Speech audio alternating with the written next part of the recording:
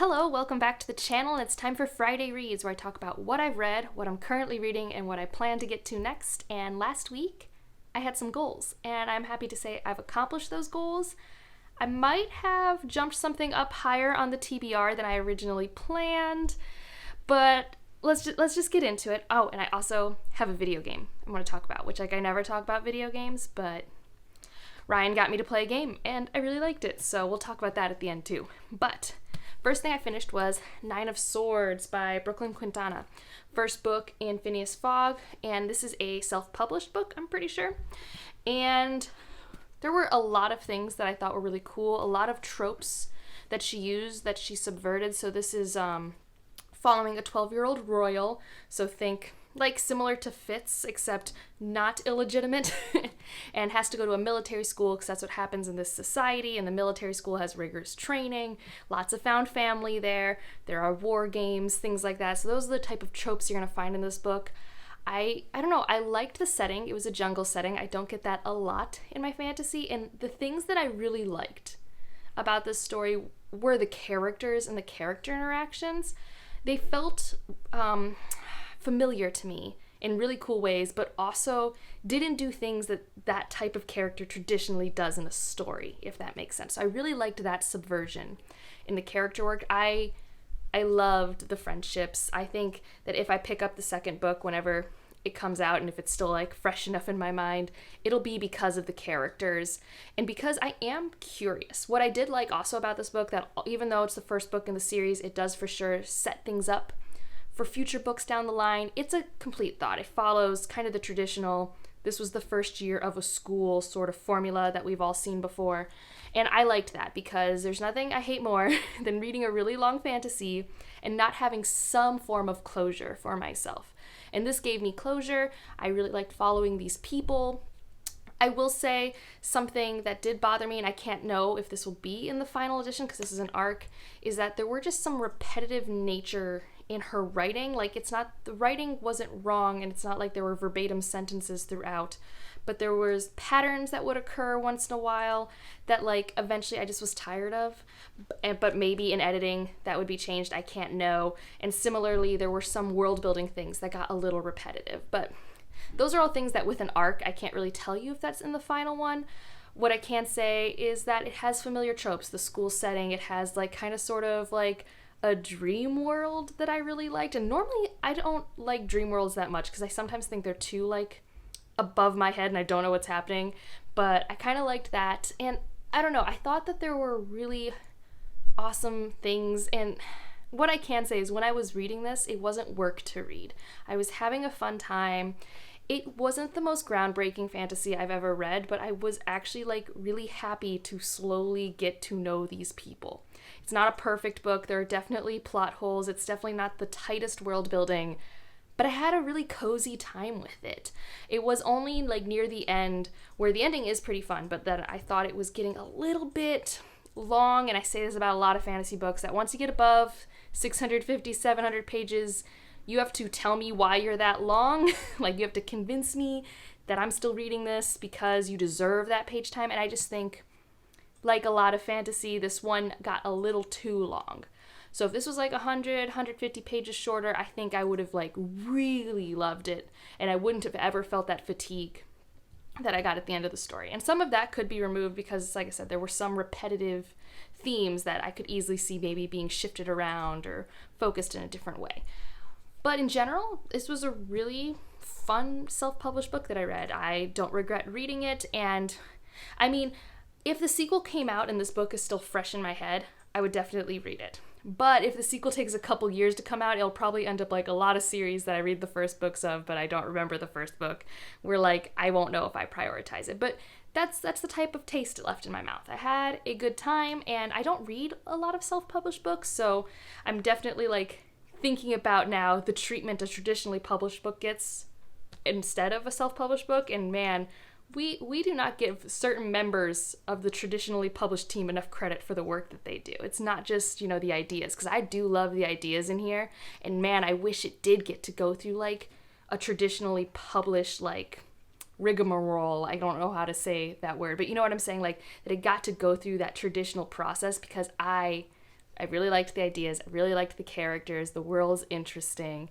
And it has a lot of tropes that I like. I think that's also key, that if you like the tropes that I'm talking about in this story, it'll probably be a pretty fun time for you if you're okay and want to have a long fantasy book. Like, I think that's something you also need to want to have. Like, when I picked this up, I was in the mood for a chonky fantasy book that was also easy to read, that I just read 80 to 100 pages a day and was like, oh, it was nice seeing this episode. Like, it felt like a whole series, like a season on TV, and I felt good about it. The other book I finished is Well of Ascension. I love this book. Oh, this book has so much payoff in terms of character arcs. It sets up a lot of great character arcs for the next book. It uses a trope that I typically am like, it's fine, it's there, it's fantasy, in my favorite way, and I'm not going to say the trope, but the trope it uses is used so much in fantasy to the point where I don't even hate it. I'm like, whatever. But the way it's used here is so good. Reading this, knowing what's going to happen and picking up the foreshadowing clues. I think I saw an Easter egg for Stormlight. I'm also starting to see thematic things that Sanderson really does do between his series. There's a lot of conversation on government in here that's also in Stormlight, and they kind of parallel each other. And what's also interesting is this was written first, although I do know Way of Kings was written in a previous form, and I haven't read Way of Kings Prime or anything like that, but Ellen and Vin, I can see the bones of them in other Stormlight characters, although those characters are completely different and things like that. But I love this book. And I finished it and I felt that need to pick up Hero of Ages, and I want to. I have it right here. But my issue is that I read most of this on a Kindle edition that I got from the library because it was easier to read in bed, and I was reading I couldn't read this in bed. This thing is huge. It is so heavy. It's easily 3 pounds. I don't know. And so I was reading my Kindle in bed. And so I want it on Kindle, but I still have a 6-week wait. And also I know other people who are reading it are still reading Well of Ascension. So I don't know. But I do have this. So it might happen soonish. It might not. I haven't committed yet. But I went to look to be well, maybe I'll just buy myself Hero of Ages. It's not this is the last time I'll ever read this book. It's more expensive than the mass market paperback, and the mass market paperback is not on sale. The mass market paperback is just $1 cheaper than the ebook. And my brain can't make it make sense. I understand that ebooks have to cost money, but I am of the opinion that ebooks should be the cheapest form of obtaining the book. The extra cost is in the device in which you read the book. I don't understand. This is made out of paper. It costs money to print on the paper. I don't understand. So, just on a principle level, I can't buy an ebook that's more expensive than a physical book, really, so I'm stuck. And then, though, I picked up and read first chapter and a half of Upright Women Wanted. I don't have the cover on it, but it's very pretty sky blue. I actually bought this for myself in a haul video that I'll have in the cards. I really like the end pages too. There's just something satisfying about having a novella. They're expensive. We just talked about price. This costs pretty much the same amount as your standard novel, but I used a gift card, but it's still it feels luxurious. I was talking to Judith, and it's it's a treat. You treat yourself. It seems like it's dystopian future, and seems like because of things, there's not as much technology. Don't know the things. It's reminding me of Gilead from Handmaid's Tale. That's what I'm getting. It's not that technology's gone because we don't know how to technology anymore. It's more the resources we used for the technology are gone, and now we're slipping back into very hyper-religious ways, and people can't be themselves in terms of their... Specifically, it seems to be gender identity and sexual orientation. And I kind of know from Judith and Justine that there are these librarians, and they're supposed to pass around material that is sanctioned by the state.